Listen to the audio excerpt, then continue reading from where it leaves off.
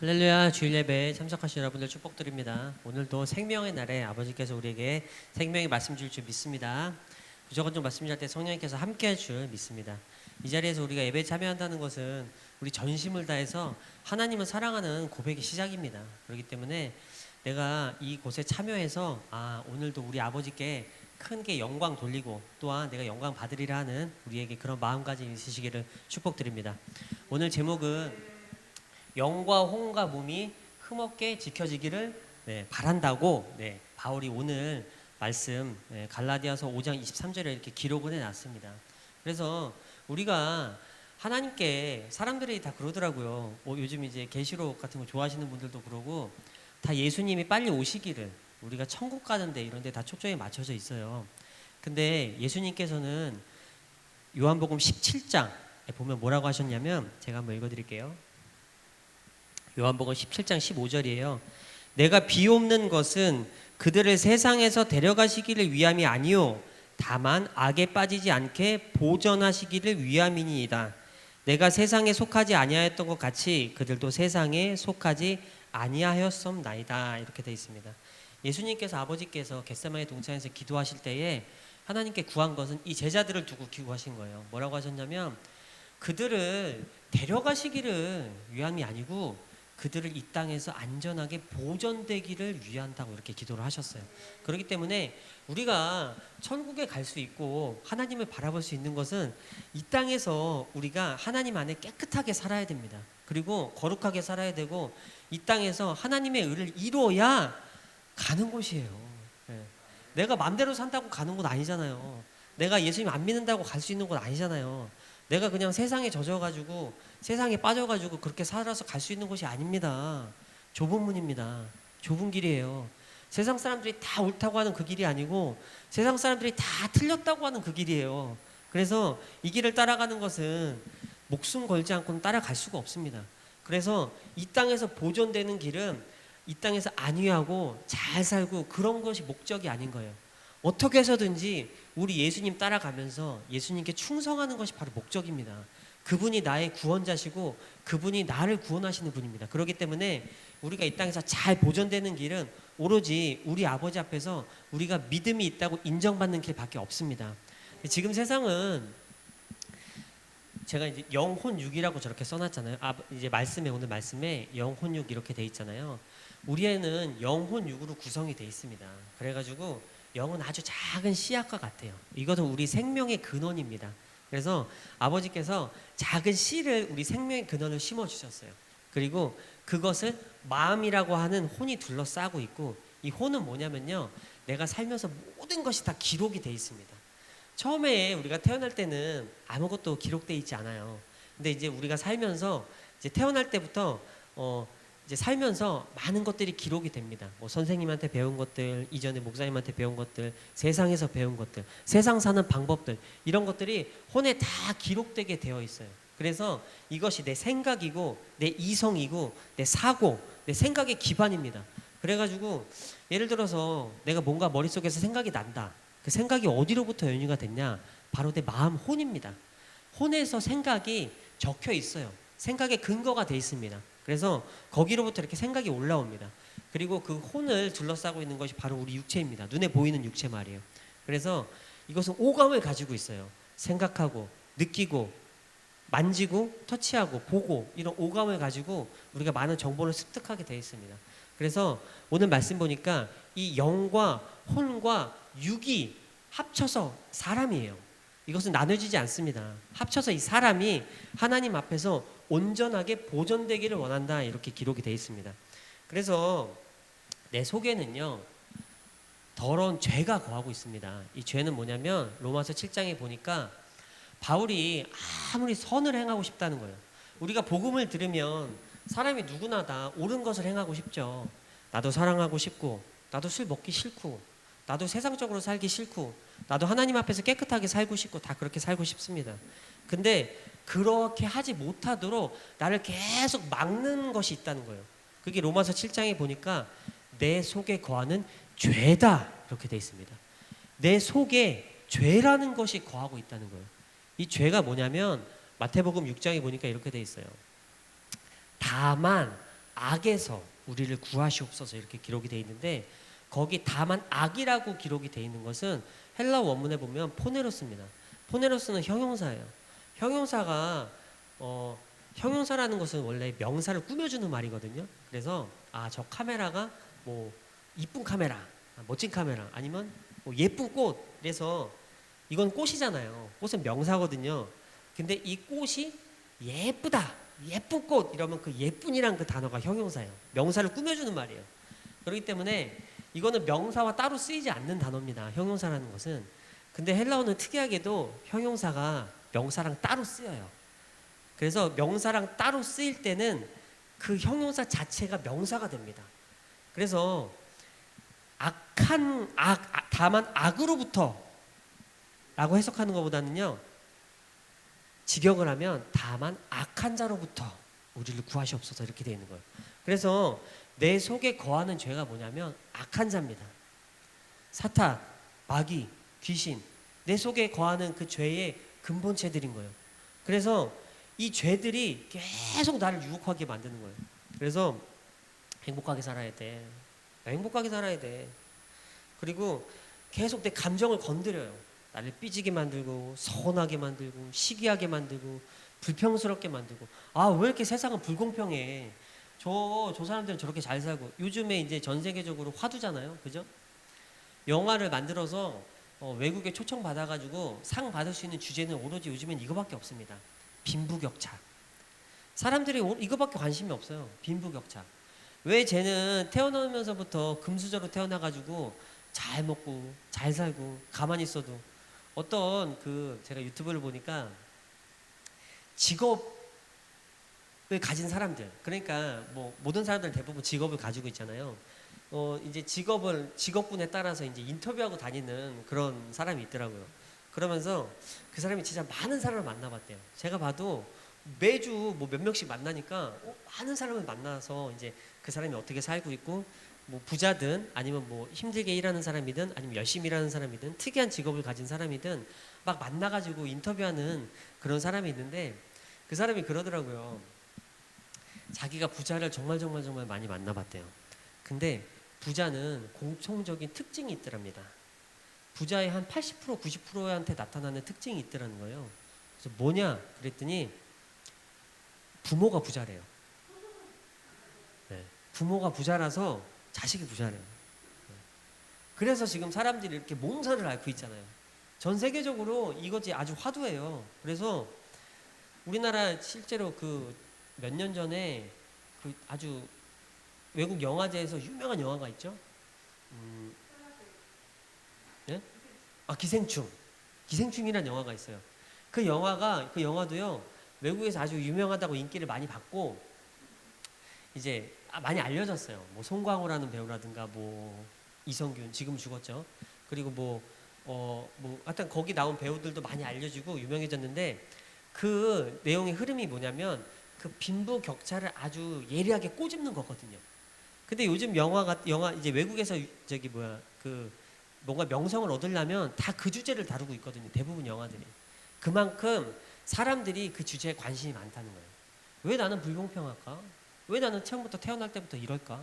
하고 계속 자신의 삶을 원망하고 불평하고 시기나게 하고 뭔가 불공평하다고 느끼게 만드는 거예요.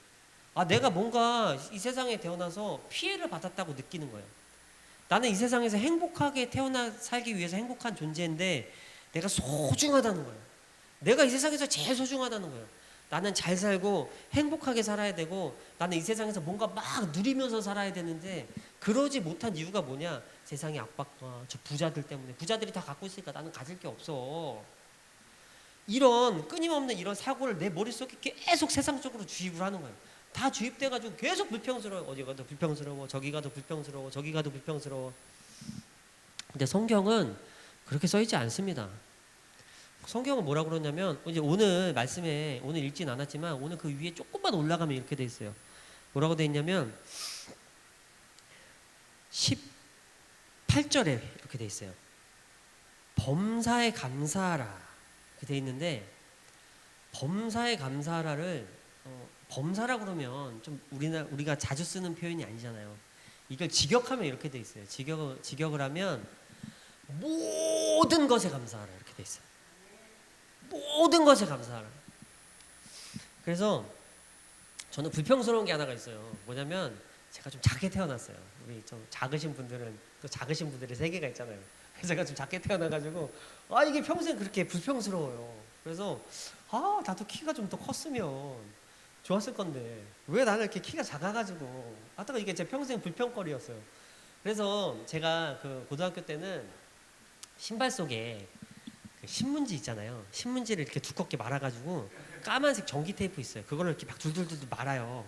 그래서 그거를 신발 속에 이렇게 두 개를 딱 넣어가지고 이렇게 다녔어요. 그러면 신발이 뭔가 모르게 약간 어색은한데 내가 한 2, 3cm 클 수 있어요. 근데 요즘에는 그런 속에 깔창들을 많이 팔거든요. 근데 저 어렸을 때는 그런 깔창을 안 팔았어요. 내가 개발했어요. 그래가지고 그렇게 신고 다녔는데 내가 만들다 보니까 이게 수치가 정확하지 않은 거예요. 그래가지고 왼쪽을 더 높게 만들었어요. 잘못 만들었어요. 오른쪽을 더 낮게 만들고 그러다 보니까 이게 성장기에 그런 신발을 신고 다니다 보니까 제가 오른쪽 그 발에서부터 여기 무릎까지는 오른쪽이 더 길고 왼쪽이 짧고 허벅지부터 여기 허리까지는 오른쪽이 짧고 왼쪽이 길어요. 진짜로 눈에 확 보이게 길어요. 제가 그거를 거의 1cm 차이 나게 그렇게 신고 다녔거든요. 그 학창 시절 성장기 때. 그래서 키가 안 컸을지도 몰라요. 그렇게 신고 다녀가지고 발이 길거든요. 근데 제가 몰랐는데 요즘에 제가 걸을 때마다 왼쪽이 정말 불편해요. 무릎이. 요즘에 일하고 이렇게 다니잖아요. 그러다 보니까 제가 왼쪽 무릎이 너무 불편해요. 그래서 막 쩔뚝쩔뚝 걷고 싶을 만큼 이게 불편해요. 제가 왜 그런가 곰곰이 생각을 해봤더니 이게 나이가 슬슬 먹으니까 이게 다리 길이 차이가 많이 나는 것이 이제 일하고 계속 걸어 다니다 보니까 이게 좀 불편한가 보다. 내가 잘못했잖아요. 내가 그거 좀 커보겠다고. 그래서 내가 처음부터 키가 컸으면 내가 이런 일이 없었을 텐데 다리가 왜 이렇게 짝짝이야, 왜 이렇게 불편하게 만들어 라고 한참 일하다가 좀 짜증을 냈어요. 제가 그랬더니 이런 생각이 들더라고요. 아니 도대체 내가 잘못해서 내가 실수해가지고 이렇게 내 몸이 이렇게 된 것까지 내가 왜 하나님한테 불평을 하고 있을까? 내가 하는 불평은 하나님이 다 들으세요. 근데 내가 만사에 짜증을 내고 불평을 하고 있는 거예요. 왜 불합리하지? 왜 저 사람보다 나는 못할 수밖에 없지? 왜 저 사람보다 나는 돈을 적게 벌 수밖에 없지? 왜 저 사람보다 나는 이렇게밖에 살 수가 없지? 왜 나는 이런 어려운 환경에 처할 수밖에 없지? 라고 내 삶을 보고 계속 불평하고 다른 사람하고 계속 비교하고 나도 저 사람처럼 살고 싶고 돋보이게 살고 싶고 요즘 막 그냥 막 수도 없잖아요. 막 자기 자랑들 하느라고 막 내가 이런 사람이야, 내가 이런 사람이야, 나는 이렇게 부자로 살아, 나는 이렇게 이쁘게 살아. 수분 그냥 전부 그런 미디어들이 그렇잖아요. 유튜브 방송 등을 통해서 다 나오는 것들이 이렇게 깔끔하고 이쁘고 뭐 이런 것만이 마치 진리인 것처럼 다 이렇게 살아야지 행복한 것처럼. 근데 아니에요. 저는 이렇게 작게 만들고 우습게 생기게 만들고 이렇게 다리도 쩔뚝거리게 만들었어도 꽤 행복합니다. 지금 상황이 이렇게 어렵고 힘들어도 옛날에 알 수 없는 행복을 느끼고 있습니다. 오히려 점점 더 불행으로 다가가지 않아요. 삶은 옛날보다 비교할 수 없을 만큼 막 힘들어지고 있거든요. 근데 내 속에 있는 내 마음은 옛날과 비교할 수 없을 만큼 행복으로 달려가고 있어요. 내 속은 옛날에는 막 불평스럽고 평안하지 않고 막 힘들고 막 어떻게 해야 되나 막 전전긍긍하고 살았거든요. 근데 지금은 평안합니다. 그냥 뭐 아버지가 하시겠지 뭐 이렇게 평안하단 말이에요. 어렸을 땐 어떻게 돼 있냐면 어렸을 땐 그러잖아요. 제가 이제 서울에 살다가 여기 갑자기 포천으로 이사 오게 됐는데 서울 친구들이 다 서울에 있었어요. 그래서 어떻게 해서든지 서울을 가려고 했어요. 맨날 갔어요. 거의 여기서 서울까지 가는데 버스 타고, 그때 이제 어렸을 때니까 버스 타고 한 2시간 걸리거든요. 2시간 이제 가가지고 친구들하고 밤새 놀다가 아침 첫 차 타고 여기 들어와요. 근데 힘들어요. 힘든데도 갈 수밖에 없어요. 왜냐면 여기서 그냥 여기 다 그냥 농촌지대고 여기 와서 깜짝 놀란 게 뭐냐면 여기는 밤에 8시면 불이 다 꺼져요. 마을에 사람이 하나도 없어요. 나는 8시에 일어나서 나가서 놀아요. 근데 여기는 8시에 아무도 없어요. 적막해요. 불 다 꺼져 있어요. 그래서 와, 세상에 이런 동네가 다 있나? 조용하잖아요. 여기 다 농사 짓고 그러시다 보니까. 지금이야 좀 덜 그런데 그때까지만 해도 그랬단 말이에요. 그러다 보니까 농촌 지역이다 보니까 조용하고 아무것도 없어요. 그러니까 아, 여기 있으면 내가 송장이 된 것 같아. 사람들 사이에서 섞여가지고 막 나를 돋보이고 뭐 이쁜 옷 입고 가서 뭐 여자들한테도 잘 보이고 막 밤거리 돌아다니면서 내가 살아있다는 것을 증명해야 내가 살아있는 것 같은 느낌을 받았어요. 그래가지고 맨날 서울 가가지고 친구들한테 밤새 놀러 다니고 그랬단 말이에요. 근데 지금은요 안 그래요. 예. 왜 가 거기를? 예. 서울은 도대체 왜 가? 어저께도 그 일이 있어가지고 서울에 이제 그 와이프랑 같이 밥 먹으러 갔어요. 갔는데 와, 서울 노원 가는데 차가 막 어마어마하게 막히는 거예요. 내가 왜 왔을까 여기를? 제발 나를 집으로 좀 돌려보내주세요. 집에 가서 할 일도 많은데 저거 판넬도 꺼내야 되고 저 풀도 제쳐도 좀 제초기도 한번 돌려야 되고 할 일 많은데 아, 왜 나 여기 와가지고. 근데 가서 너무 집에 가고 싶더라고. 그래도 아, 그래 재밌게 놀다 가자 하고 이제 그러고 왔어요. 근데 안 가고 싶어요. 안 가고 싶어. 왜냐면 굳이 내가 갈 일이 없어요. 내가 굳이 거길 왜 가야 되지? 내가 왜 사람들한테 내 모습을 자꾸 보여줘야 되지? 네. 우리 아버지가 다 보고 계세요. 내가 하나님 안에 살고 있어요. 내가 여기서 우리 뭐 같이 여기 섬기시는 분들과 또 같이 지내는 우리 가족들과 이렇게 그냥 살고 있어요. 그래도 하나 불평스럽지 않아요. 그냥 살아요. 왜냐면 내 속에 우리 예수님이 계세요. 우리 성령께서 계세요. 그래가지고 굳이 뭐 나를 누구한테 돋보이려고 할 필요가 없어요. 나는 우리 아버지한테만 잘 보이면 돼요. 그리고 나는 나와 함께 같이 살고 있는 사람들만 사랑하면 돼요.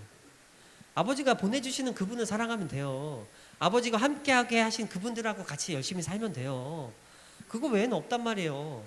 근데 세상에서 안 그렇게 가르쳐요. 계속 나를 불만스럽게 가르쳐요. 이렇게 살아야 되는 거 아니냐, 이렇게 살아야 되는 거 아니냐. 이렇게 살아야 된다고 누가 정해놨어요? 그렇게 살아야 된다고 누가 정해놨어요? 이렇게 딱딱딱딱 스케줄에 맞춰서 살아야 된다고 누가 정해놨어요? 아무도 정한 사람은 없어요. 우리끼리 정했어요. 세상에서 사람들끼리 이렇게 사는 것이 좋지 않겠는가 하고 정했어요. 근데 꼭 내가 왜 그렇게 살아야 돼요? 나는 이렇게도 살 수 있고 이렇게도 살 수 있습니다. 나는 이렇게 이런 공고에 처할 수도 있고 나는 이런 영광을 맛볼 수도 있어요. 나는 이렇게 살아도 되고 저런 모습으로 살아도 돼요. 나는 아무렇게 그렇게 살아도 상관이 없어요.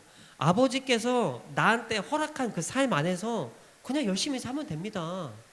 그러면 내가 모든 것에 감사할 수 있어요. 근데 이 세상 지금 완전히 거꾸로예요. 말씀하고 거꾸로예요. 내가 제일 소중하다 그러는 거예요. 내가 제일 잘나야 된다 그러는 거예요. 내가 누구보다 잘 나가야 된다 그러는 거예요. 내가 누구보다 성공해야 되고 내가 누구보다 돋보여야 되고 내가 누구보다도 행복해야 되고 내가 누구보다도 누려야 되고 누구보다도 잘난 척해야 되고 이렇게 누구한테나 인정받아야 되는 자아성취적이고 자아도취적이고 사람의 평생 일생에 그 사람의 목표가 자아도취인 거예요. 내가 나를 성취하리라. 내가 잘나서 내가 내 꿈을 이뤄서 내가 뭘 잘해가지고 내가 사람들 앞에 드러나서 내가 뭔가 성취해가지고 한번 이 세상에 한번 드러나고 돋보이게 살아서 내가 자아를 성취하리라. 그렇게 돋보여서 얻어지는 게 뭐예요 도대체? 자아성취밖에 없어요. 자기 만족감. 자기 만족하려고 이런 것도 사고. 요즘 아주 한번 난리 난 사건이 하나 있었어요.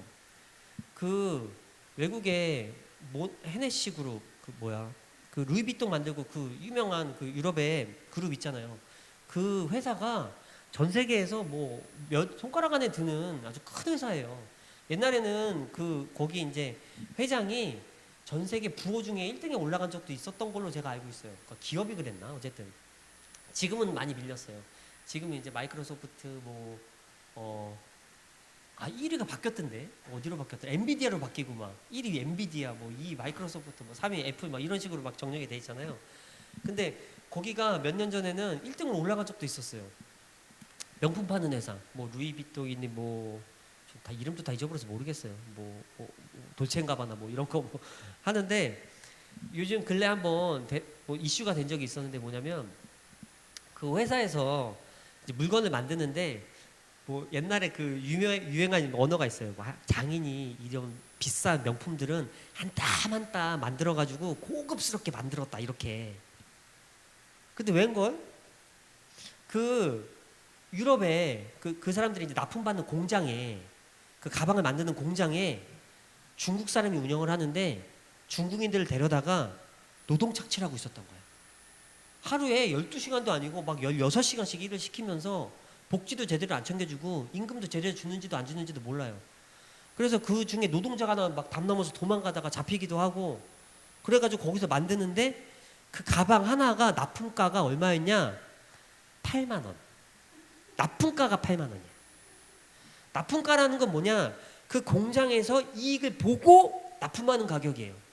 그러니까 이 가방이 실제로 만들어지는 가격이 4만 원인지 6만 원인지 알 수 없는 거예요. 제 추측에는 한 6만 원 정도 할 거라고 추측이 됩니다. 왜냐하면 자기들도 이윤을 먹어야 되니까 6만 원, 7만 원 정도 할 거라고 추측이 돼요. 그 가방 하나 인건비, 재료비 이런 거 다 포함해가지고 6만 원, 7만 원인 거예요. 그거 납품가가 8만 원인 거예요. 그 가방을 그 돌첸가바나였나? 그 회사에다가 넘기는 그 가격이 8만 원이에요. 근데 그것이 매장, 백화점 매장에 딱 걸리면 그게 얼마가 되냐? 268만 원에 팔려요. 그러니까 수익률이 몇 프로예요? 네. 완전 봉인 김성달이죠. 물 떠다 파는 거예요. 물론 그렇습니다. 제조란 게 그래요. 제조 원가는 낮추면 낮출수록 네, 이득이 되죠. 그리고 거기에는 직원들 월급, 마케팅비 이런 게 다 들어가 있는 게 맞아요. 근데 이건 해도 너무하다. 네. 해도 너무하다. 공장 납품가가 있는데 공장에서 이득을 보고 납품하는 가격이 8만 원인데 어떻게 그렇게 파냐 해가지고 막 전 세계적으로 불매해야 되는 거 아니냐 막 이런 움직임도 일고 그랬었는데 그런 거예요. 네. 그래가지고 마치 그런 것이 어마어마하게 이렇게 막 포장이 돼가지고 이것이 대단하게 보여야 그런 것이 대단한 것처럼 착각이 들고 사람들이 그런 걸 다 추구하는 거예요. 내 자신에 대해서도 그렇게 하고 있는 거예요. 내가 내 자신 얼마짜리예요? 내가 얼마짜리인데 얼마짜리로 포장이 돼야 되는 거예요? 얼마짜리를 입어야 내가 돋보이는 거예요? 무슨 일을 해야 얼마나 비싼 여행을 다니고 그것을 SNS에 자랑질을 해야 내가 돋보이는 사람이 되는 거예요? 내가 사람들한테 내 행복을 얼마나 자랑해야 내가 만족하는 거예요? 아무 소용이 없어요. 만족이 없어요. 유명한 찬양이 있어요. 사람을 보고 세상을 보면 만족함이 없어요. 만족은 어디서 오냐? 내 속에 계신 우리 성령님으로부터 옵니다. 만족이 거기로부터 와요. 세상으로부터 밖으로부터 들어오는 만족은 나를 만족시키는 게 아니고 나를 실족시켜요. 나를 죄짓게 만들어요. 나를 힘들게 만들어요. 나를 더 괴롭게 만들어요. 내 속에 죄가 그런 것들을 막 추구해요. 그래가지고 계속 그런 것들 하라는 거예요. 계속 좋은 거 사, 좋은 거 사, 좋은 거 사. 이렇게 많은 물건들을 막 만들어내는 거예요. 아, 좋은 거 필요할 때 사시면 돼요.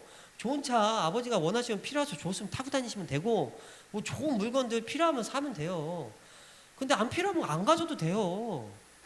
굳이 내가 그거에 집착해가지고 내 모든 삶의 목표가 거기 갇혀 있는 거예요. 막 좋은 아파트에, 좋은 차에, 좋은 집에, 막 사람들한테 돋보이는 직업, 유명한 직업, 사람들한테 막 칭송받는 그런 것들, 거기에 내 모든 인생의 목표가 다 갇혀 있는 거예요. 제가 너무 잘 알죠. 저는 평생에 그 BMW 한번 타보는 게 소원이었어요.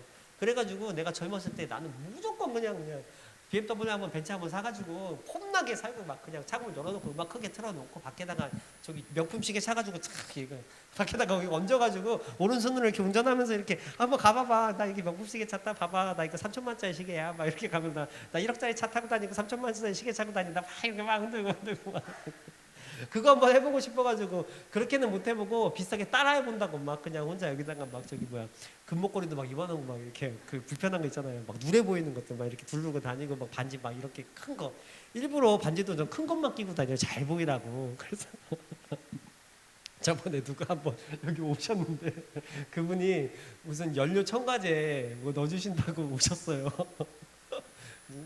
저기 목사님이 이제 통해서 오셨었는데 뭐 연료 첨가제를 넣으면은 그게 한 번 붓는데 10만 원인데 이것만 부으면 자동차 연비가 살아나고 자동차 연비가 개선되고 자동차가 잘 나가고 뭐 만병통치약을 거기다 붓기만 10만 원이랬는데 제가 인터넷 찾아보니까 그거 3만 원짜리더라고. 그리고 그거 부어서 효과가 있다는 보장도 없고, 그 생전 그런 거 부어서 효과가 있다는 복장이 뭐 없어요.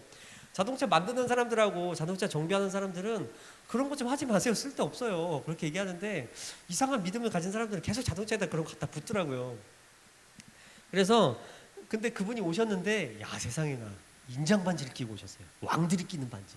그래서 반지가 진짜로 이만해요. 손가락에 그걸 낄 수가 있나 싶은 만큼 이만한 반지를 끼고 오셨어요. 남자분이신데. 제가 그래서 옛날 같았으면 야이씨 나보다 더 큰 반지를 꼈네. 내가 저거보다 더 큰 반지를 껴야겠다. 완전 순금으로 된 거. 이렇게 생각하지 않았겠어요? 지금 그 반지를 보고 무슨 생각이 드냐면 저 사람의 속이 들여다보인다. 저렇게 큰 반지를 끼고 있는 저 사람의 속이 들여다보인다. 요즘에 제가 그러니까 그런 것이 너무너무 부러운 거예요. 그런 사치스러운 것들 말이에요. 막 이렇게 손 딱 걸리고 그냥 자동차 큰 거 몰고 막 그냥 막 명품 옷에 싹싹 두르고 뭐 어디 갔는데 어떤 분하고 어디 놀이동산을 놀러 갔어요. 근데 그 여자분이었는데 명품에 심취를 해요. 심취를 하셨어요. 그래서 그 너무 화려해 보이는 명품이라고 명품들은 로고 안 써도 되잖아요. 근데 명품은 제가 보니까 두 가지 라인이 있어요. 하나는 최대한 로고가 안 보이는 명품. 그리고 로고로 막 도배가 된 명품. 근데 그분은 로고로 도배가 된 명품을 선호하시는 분이었어요. 내가 광고판도 아닌데 내가 명품 광고해주고 다니는 거예요. 그래서 로고가 도배된 모자, 로고가 도배된 티, 로고가 도배된 바지, 로고가 도배된 신발에 양말이 보이는데 로고가 보이는 명품 양말. 아주 풀세팅을 해가지고 놀이동산에 왔는데 길거리 가다가 저분을 만날까봐 내가 얼마나 피해 다녔나 몰라요. 너무 창피해요. 네. 왜 그분이 보고 뭐가 그렇게 창피했냐면 옛날에 내 모습이 생각이 나는 거예요. 너무 창피한 거예요. 네. 그 속이 뻔히 들여다 보이는 거예요. 그래가지고 너무 창피해. 아이 놀이동산 가다가 같이 갔는데도 혹시 지나가다 만날까봐 이렇게 도망다니고 했던 기억이 있어요. 그런 것들 너무 바라는 거예요. 그러니까 그렇게 하는 사람들한테 다 사기꾼들한테 속고 뭐 이진이나 뭐 이런 사람들 있잖아요. 그런 거 막 자기 명품차 자랑하고 막 뭐 자랑하고 막 자기 돈 자랑하고 이래가지고 결국 다른 사람들 돈 뜯어내는 거. 아니 도대체 그런 걸 자랑해서 뭐가 문제가 돼요? 그래서 다 초점이 거기가 있는 거예요. 다 그런 걸 너무 바라는 거예요. 다 그렇게 살고 싶은 거예요. 그리고 세상에서 말하기를 그렇게 살아야 된다고 계속 주입시키는 거예요. 그렇게 살아야 돼. 그렇게 살아야 돼. 거기서 빠져나오는데 한 20년 걸렸어요. 소용없어요. 지금은 소용없어요. 그런 게 나한테 왜 필요하지? 난 필요 없어. 나는 지금 필요한 게 뭐냐? 전기세 내고 아버지 교회 유지하고 작업하고 그 다음에 어떻게 하셨는지 뭐 교회 가꾸고 애들 가꾸고 뭐 맨날 그러잖아요. 어떤 남자가 제가 하는 얘기를 듣고 아주 감명받은 얘기가 하나가 있어요. 남자가 빛나는 것은 자기가 막 자기 스스로 치장하고 제가 보니까 그때 30대 후반에 어떤 남자를 지나가다 만났어요. 근데 그 예쁘게 꾸며진 카에서 가족들하고 내리더라고. 근데 가족보다 누구보다도 그 남자가 돋보여요. 가족들은 그냥 다 평범하게 반바지에 이렇게 티차림으로 나왔는데 그 남자는 일단 여기다가 백 하나 이렇게 딱 끼고 아시죠? 남자가 이렇게 백 끼는 거는 대부분 이유가 있어요. 이유가 있는 사람들만 끼고 다녀요. 백 끼고 또 그 화려한 모자, 화려한 티, 화려한 바지, 화려한 신발 입고 차에서 딱 내리더라고요. 근데 그 모습이 저 남자잖아요. 나도 이제 30대 그때 중반이었는데 보고 야 화려하고 멋있다 그렇게 사는 게 아니고 속으로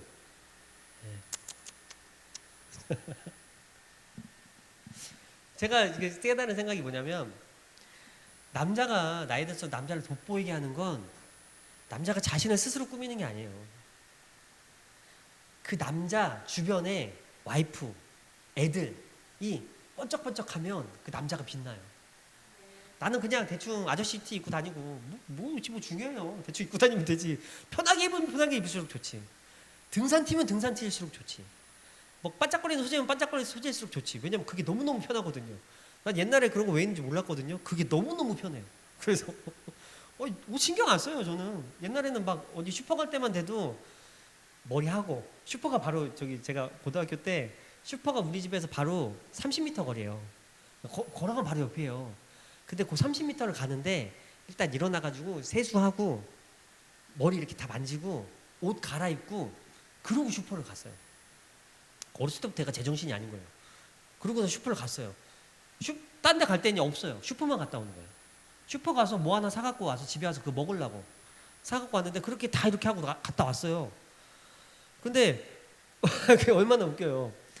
그랬는데 내가 남자가 돋보이는 건 그런 거예요. 어떤 사람이 얘기하기를 남자가 돋보이는 것은 자신을 드러내서가 아니야.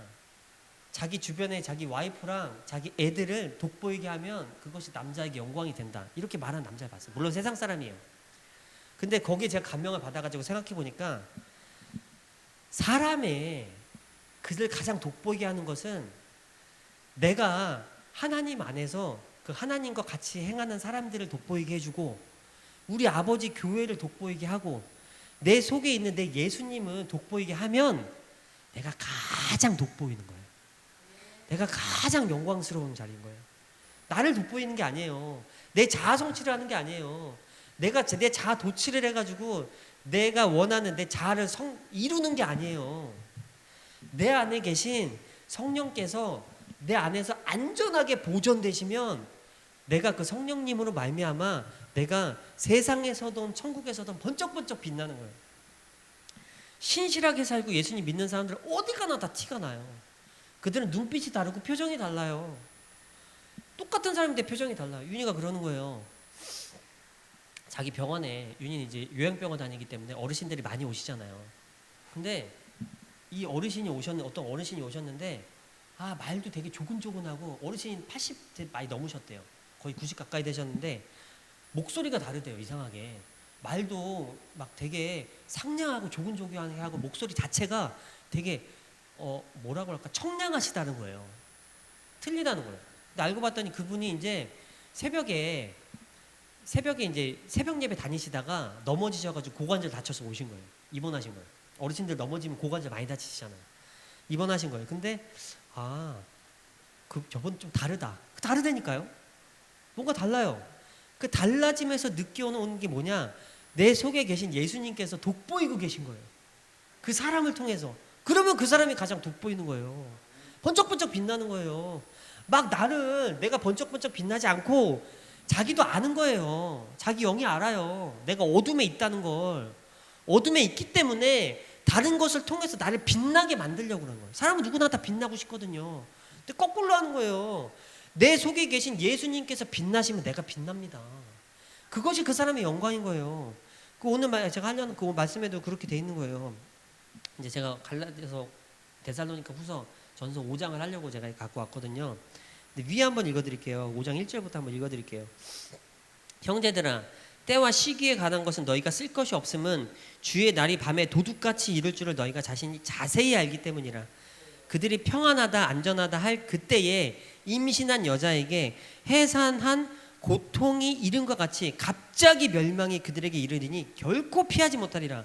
형제들아, 너희는 어둠에 있지 아니하니 그날이 도둑같이 너에게 임하지 못하리니 너희는 다 빛의 아들이요 낮의 아들이라. 우리가 밤에 속하지 아니하나니 그러므로 우리가 다른 이들과 같이 자지 말고 오직 깨어 정신을 차릴지니라. 여기 이제 두 가지 부류의 사람이 등장하는데 첫 번째는 그들입니다. 그들은 누구냐면 밤에 속한 자들이에요.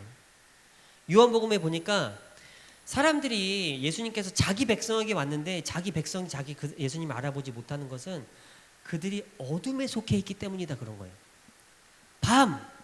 어둠에 속해 있는 사람들이 있는 거예요. 그들 누구냐? 믿지 않는 자들, 예수님 믿지 않는 사람들, 믿는다고 말은 하는데 행위로 부인하는 사람들, 말만 믿는 사람들. 그래서 어둠에 속해 있다는 거예요. 어둠. 행위가 어둠이라는 거예요. 자신이 어둠이기 때문에 어둠의 빛을 피한다는 거예요. 근데 또 자기는 빛나고 싶은 거예요. 그러니까 온갖 세상 것을 통해서 둘러가지고 세상이 빛나는 것들, 내가 보기에 반짝반짝거리는 것들, 내가 보기에 좋아 보이는 것들, 번쩍번쩍거리는 것들을 나한테 둘러가지고 어둠인 나를 빛으로 가장시키는 거예요. 어둠이 빛으로 가장하는 건 누가 그래요? 오로지 사단마귀 귀신밖에 없습니다. 예. 사탄도 자신은 광명한 천사를 가장한다고 되어 있어요. 고린도전서 후서에.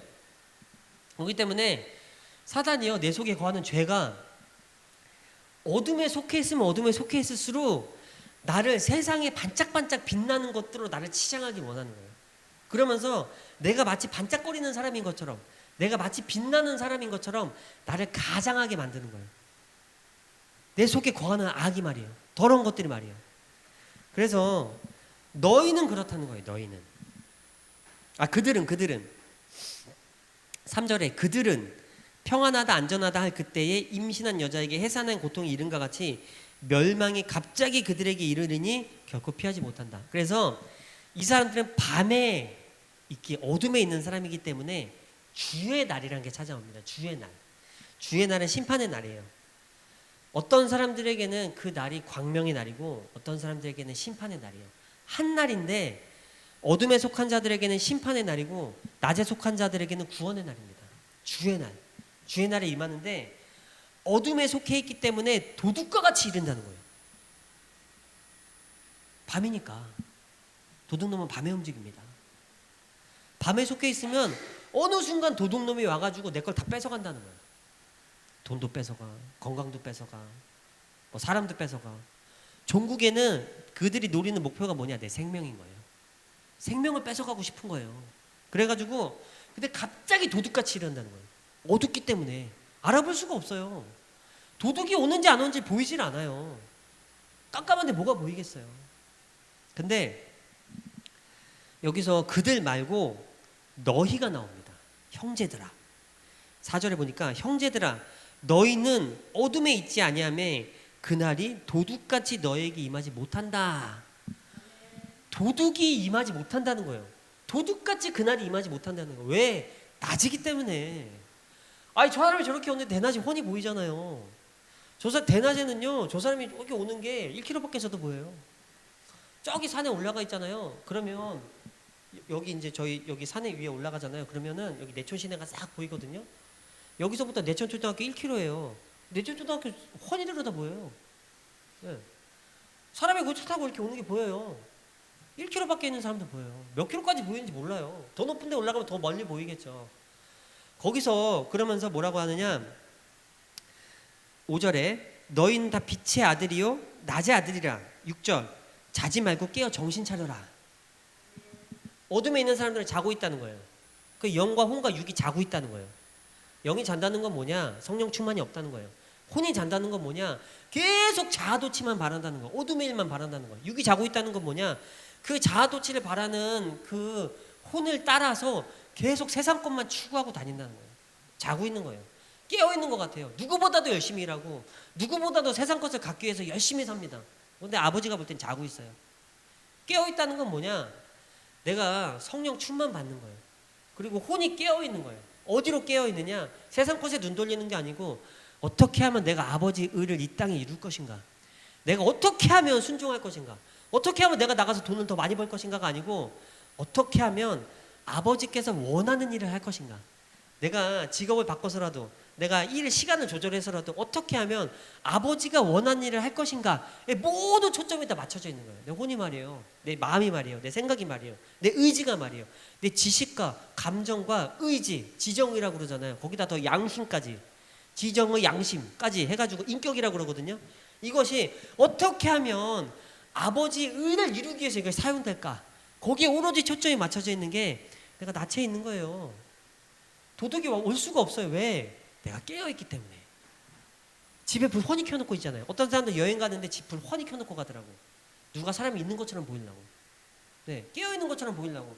그 집에 도둑이 안 들어가잖아요. 깜깜하고 요즘 도둑은 사전조사도 한다네요. 제가 그 회사에서 일할 때 그 범죄 프로그램도 이런 거 많이 봤거든요. 근래 모르겠어요. 왜 그런 걸 보게 되는지 모르겠는데 하여튼 내 시리즈로 막 범죄하는 것들 봤는데 절대 낮에 움직이는 사람 거의 없습니다. 네. 다 밤에, 살인도 밤에, 도둑질도 밤에, 그리고 다 사전조사도 해요. 저 집에 사람이 언제 왔다 갔다 하다 사전조사를 한 다음에 들어가요. 사전도 보는 거예요. 사전조사 먼저 해요. 얘가 들어가서 먹히겠는가 안 먹히겠는가. 100% 먹혀요. 왜냐면 맨날 성질내는 사람은 맨날 성질내거든요. 맨날 짜증내는 사람은 짜증내거든요. 맨날 음란한 사람은 음란하거든요. 맨날 돈밖에 모르는 사람은 돈밖에 모르거든요. 그러니까 돈밖에 모르는 사람은 돈으로 유혹해요. 음란밖에 모르는 사람은 여자로 유혹해요. 남자로 유혹해요. 이성으로 유혹해요. 승질내는 것밖에 모르는 사람은 계속 승질나게 만들어요. 짜증나는 것밖에 모르는 사람은 계속 짜증나게 만들어요. 왜 성질을 내야 되죠? 다른 사람한테? 내가 살면서 좀 불편한 조건들이 많아요. 내가 살면서 좀 불합리한 조건들이 많아요. 사람들하고 살다 보면 그러잖아요. 내가 왜 화내야 되죠? 내가 왜 짜증내야 되죠? 그게 내 몸을 더러운 귀신한테 주는 거예요. 원래 항상 그 귀신, 사단마의 귀신이 항상 그 가장 약한 데 건드리는 거예요. 한 번만 톡 건드리면 돼요. 술 아무리 끊으면 뭐예요? 한 번만 톡 건드리면 가술 먹어버려요. 가장 약한 데를 누가 제일 잘 알고 있느냐? 그 사단마의 귀신이 잘 알고 있어요. 톡 건드리면 짜증내요. 톡 건드리면 승질내요. 톡 건드리면 맨날 그 쇼핑 이렇게 가서 뭐 나한테 좀 어울리는 거 없나? 막 좋은 옷 없나? 막 이런 거 하루 종일 찾고 앉아있어요. 나보다 나를 더 잘 알아요. 나는 실제로 나를 잘 모르지. 나는 맨날 거울 보는 거 같이 희미하게 보거든요. 거울에 비치는 거 다 왜곡이에요. 나는 이렇게 생겼잖아요. 거울에 비친 내가 그렇게 생겼는지 어떻게 알아요? 그냥 그렇게 믿는 거잖아요. 어마어마한 믿음이 필요해요. 거울은 반전돼서 나와요. 아시죠? 거울은 반전돼서 나와요. 내 모습이 반전돼서 보이잖아요. 원래 실제로 내 모습을 보려면 그 반대로 보여야 되잖아요. 근데 이렇게 해서 반전돼서 보이잖아요. 그냥 내가 그 모습으로 믿는 거지. 네. 내 방 거울 가서 보면 나 날씬하게 나오거든요. 내가 그 모습이었으면 좋겠지. 근데 여방 거울 가서 보면 내가 되게 짜리몽땅하게 나와요. 아, 이게 진리구나. 근데 그것도 모르지, 왜곡인지도. 그래서 사단마의 귀신은요, 내가 약한 부분을 가장 잘 알고 있습니다. 그래서 어떻게 해서든지 세상적으로 확 이렇게 하려고 막 애를 써요. 근데 낮에 있고 깨어 있다는 건 뭐냐? 계속 감시하고 감찰하고 주의하는 거예요. 주시하는 거예요. 계속 탐색하는 거예요. 계속 살피는 거예요. 뭘 살피냐? 주변 정황을 살펴? 뭐 주식 언제 오르나 뭐 이런 걸 살펴? 어떻게 하면 돈을 잘 벌 수 있는 기회를 살펴? 어떻게 하면 틈만 나면 나를 돋보이게 하려고 막 살펴 막? 그걸 찾는 게 아니에요. 내 안에 약한 영들이 어떻게 움직이는지 살피는 거예요. 내 속에 더러운 것들이 어떻게 움직이는지 살피는 거예요. 아, 이랬더니 나를 짜증나게 하는구만. 이랬더니 나를 화나게 하는구만. 아, 내 마음이 이렇게 막 침울해지고 힘들어지고 슬퍼지면 이런 내 세상 것들이 그냥 다시 일어나는구나. 아, 내 몸이 피곤해지면 세상 것이 그냥 다시 일어나는구나.